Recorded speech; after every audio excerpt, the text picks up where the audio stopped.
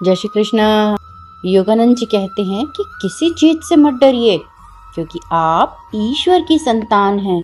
हम मनुष्य इस जीवन में बहुत से डरों के साथ जीते हैं। रोग हो जाने का डर, जीवन में सफलता ना मिल पाने का डर, रिश्ते छूट जाने का डर, अपने प्यार से बिछड़ जाने का डर।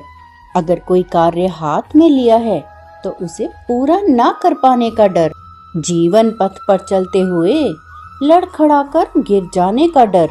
इस जीवन यात्रा में हम अनेक प्रकार के डरों का सामना करते हैं और सबसे ऊपर तो मृत्यु का डर।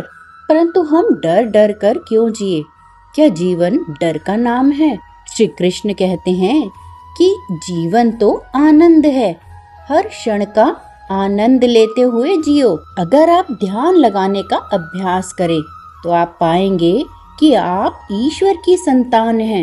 आप ईश्वर के प्रतिबिंब से बने हैं और जब ध्यान में ये अनुभव आने लगे तो डर स्वतः ही चला जाता है।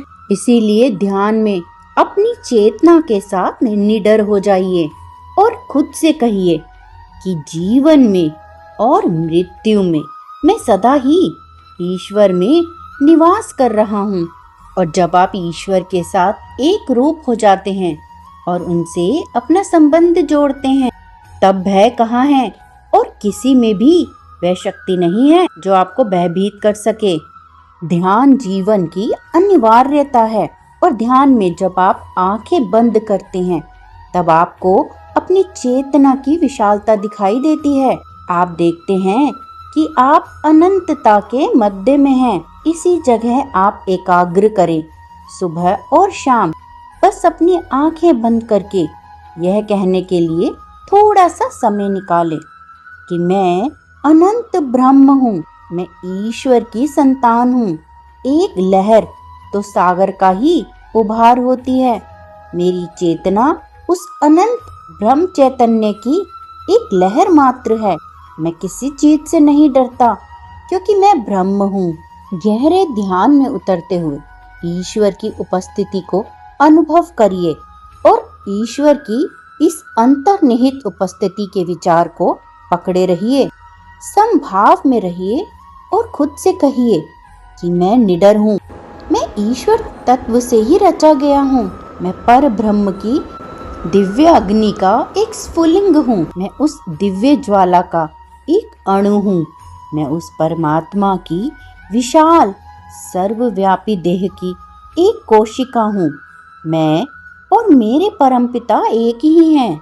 योगानंद जी कहते हैं कि जब आप ध्यान का दिन प्रतिदिन अभ्यास करेंगे तो आपकी चेतना विकसित होती जाएगी और ध्यान में जब आप गहन अंतर्मुखता की प्रशांतता में प्रवेश करते हैं तब आप शरीर के सभी बंधनों से मुक्त हो जाते हैं। तब मृत्यु आपके लिए क्या रह जाती है? ना तो वहाँ भय है और ना ही भय का अनुभव। इसी गहन ध्यान की अवस्था में ओम पर एकाग्र हों और ओम के साथ एक हो जाएं। ओम के ब्रह्मांडीय स्पंदन में ईश्वर की उपस्थिति के बोध के द्वारा आप परम पिता के पास पहुंच जाएंगे और तब आप कहेंगे कि मैं और मेरे परमानंदमय परमेश्वर एक ही हैं। इस ब्रह्मांड में जो कुछ भी है वह सब मेरा ही है।